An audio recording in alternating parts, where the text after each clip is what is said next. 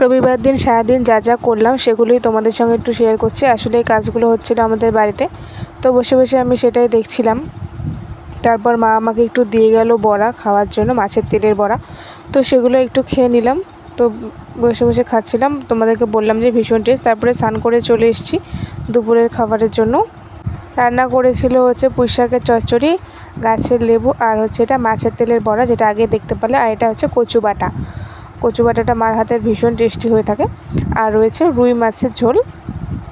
আসলে আমি প্রথমে ভিডিওটা জানতে পারিনি কী মাছ, পরে তো জেনে গেছি রুই মাছের ঝোল ছিল ওটা। তো এই যে এটাই ছিল দুপুরের খাবার। তো তোমাদের সঙ্গে মাছটাও একটু শেয়ার করে দিলাম। তারপর কচু বাটা দিয়ে লেবু দিয়ে অল্প একটু খেয়ে নিয়েছি, ভালোই লাগলো।